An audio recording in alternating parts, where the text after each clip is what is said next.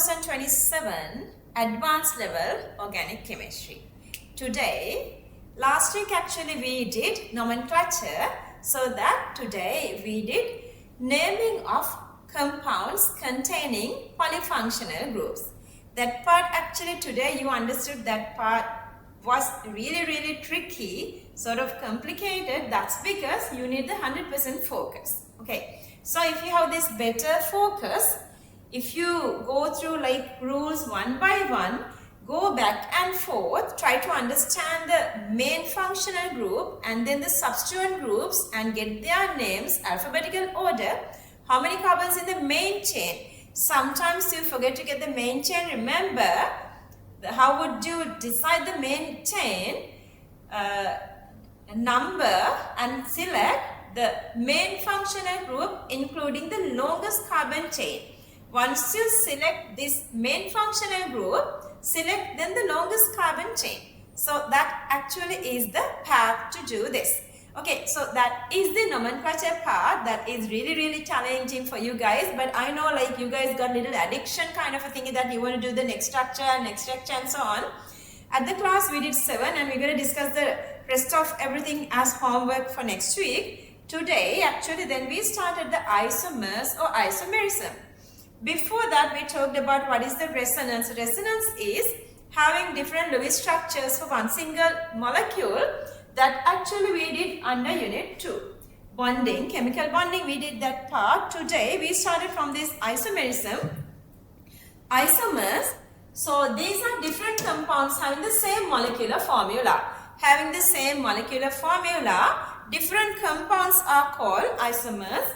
Isomerism we can divide into two different parts, structural and stereo. Structural mean, if you look at the structure of any compound, if you see two compounds are obviously different. If you see the differences by your just looking at them, those are called the structural isomers. But if you don't see any difference, but still something is different, looking at the structure, you would not even see there are differences between these two structures. Such differences are arranged by this arrangement of the spatial arrangement is different. In such compounds, spatial arrangement is different. Such compounds are fall into this group, stereoisomers. So two different groups are structural isomers and stereoisomers. Structural isomers we divide into three different portions: chain, position and functional group. Stereoisomerism we divide into two different portions: diastereomerism and enantiomerism. Diastereomerism and enantiomerism. Diastereomerism through geometric isomerism, there are two different portions: cis-trans and easy isomerism. Enantiomerism through that optical isomerism. Enantiomerism through that optical isomerism. Okay, so under that, let's move on to this, the very first part, structural isomerism. Under that, chain, position, functional group, chain isomerism, you guys can see 4 carbon, straight chain, linear, 4 carbon with one single branch. So obviously, looking at these two structures, you would see that there are differences. So these are fall into so that the structural isomerism, but here this part is the chain isomerism. So that is the very first part. Moving to the second part, position isomerism. See, both these are alcohols. Both these are having 3 carbon and OH, but still, first carbon here, the OH is attaching to the first carbon. Here OH attached to the second carbon. Here 1 propanol. This is 2 propanol. 1 propanol and 2 propanol. And then the other structure, 5 carbon, 5 carbon. This is 2 pentanol. This is 3 pentanol. See, only the positions are different. So these are called position isomers.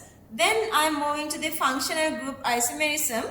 So if you go with couple of these, like the so-called famous examples are there for functional group isomerism. This is alcohol and this is ether, having same formula, same number of carbon, oxygen and hydrogen. Aldehydes are ketone. Another example, different functional groups but same molecular formula. And then the last one is carboxylic acids and ester having different structure, different properties chemically and physically but same molecular formula. So these are the three parts: chain, position and functional group isomerism. And then the second side is the stereoisomerism. Under the stereoisomerism, so there are two different portions under that: diastereomerism and enantiomerism.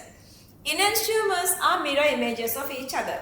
If you keep one structure and if you keep that structure in front of the mirror, if you see the second structure or the mirror image is the other isomer of the first structure. That is the enantiomers, but this is the diastereomers. Diastereomers are cis-trans isomerism.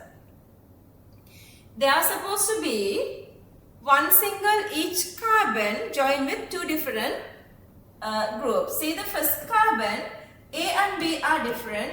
Second carbon A and B are different from each other, so that if you draw a line here, one single side of this line, these two groups are same. A and A are same. So this is cis side. And see, here these two are in opposite directions. These two are in opposite direction. See, along this line. So this is called trans. So that this is called trans.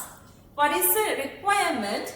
Each carbon is supposed to have two different groups. A and B different. So it is yes.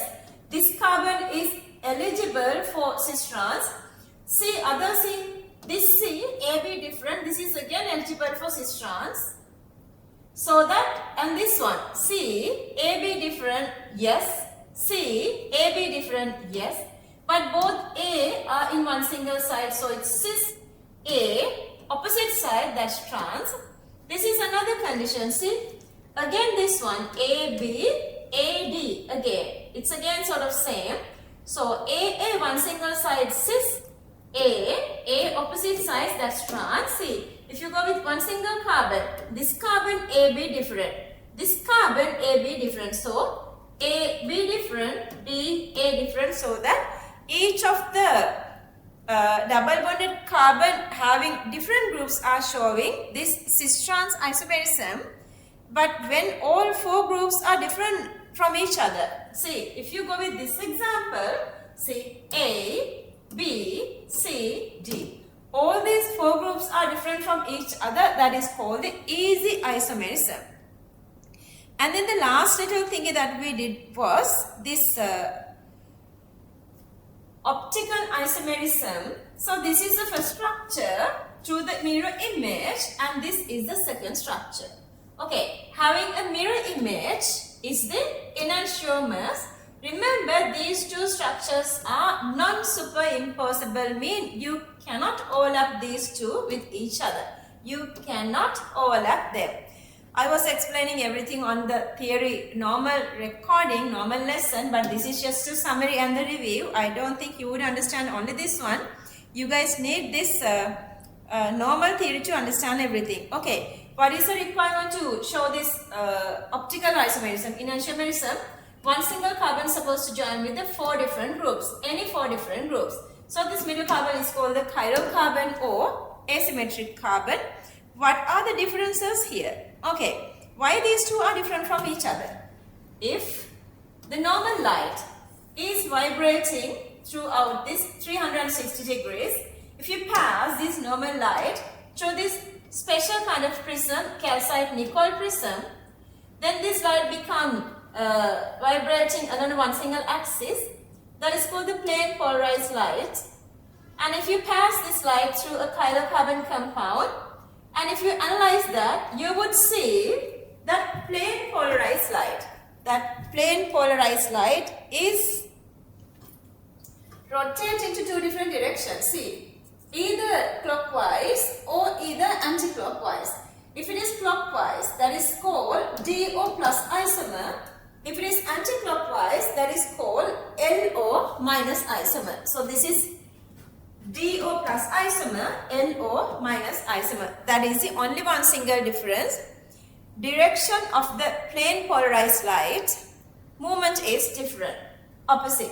So that if let's say D is moving 30 degrees, L is moving exactly 30 degrees, only the direction is different. So if let's say we have 50 and 50% of this L and D, this is moving to left and this is moving to right. So it is like it is not moving whatever the direction. So those are again optically inactive. So if they are showing this property, these are called optically active. But even if you are having chiral carbon or not, if it does not change the direction of the plane polarized light, that sample is called optically inactive. So if 50 mixture of L and D structures are optically inactive, those are called racemic mixtures. So this is the light infinite direction vibration through the prism, single direction plane polarized light passing through the sample, and you would see it is changing its direction. And then this is the device. This is the polarimeter. This is the polarimeter which we use to detect this plane polarized light. Okay, so this is this little part that we supposed to do. Couple of examples again there that you draw these. Only very little difference is this the direction of the plane polarized light. Otherwise all these directions are exactly same. This is all we did for today. We did nomenclature and also we did the isomerism. Okay, so the next week we are moving to this another new topic. But remember, to get this kind of a beautiful results, actually Bayan came today and he talked about his path and what he did and how he went through this successness. So that I want you guys to follow all those rules and do everything really nicely. Let's say that you couldn't reach this higher successness, they're supposed to have some sort of this better IQ level. Let's say your IQ level is in the normal level, but still if you work really well, you guys can do this one. As he said, Bayan works little, but Taurusha works like he worked really like, you know, the working. He was into this one. So anyway, at the end of the day, they both like, and my other, there were like a lot of students who passed to in this 2025 exam and use like, you know, the work really well and trust that you guys can do this one. Still, I would say you guys are having this big work here, but remember at the end of the day, once you complete the syllabus, that you have nothing else to do, like no anything new to do again with chemistry, then you guys are feeling really relaxing. When you are doing questions, then you are improving. And remember, organic chemistry is again really like, you know, this addictive, and you would love to do the organic chemistry. So that's why I'm still trying to force you guys to do the inorganic chemistry. Memorizing inorganic is really challenging, and we were discussing what are the possibilities, what are the tactics and different rules, how to improve your inorganic knowledge. Let's go through that everything. Make sure that you like work everything really nicely, balancing everything nicely. Someday that you can reach this kind of a result. Okay, that's all for the day.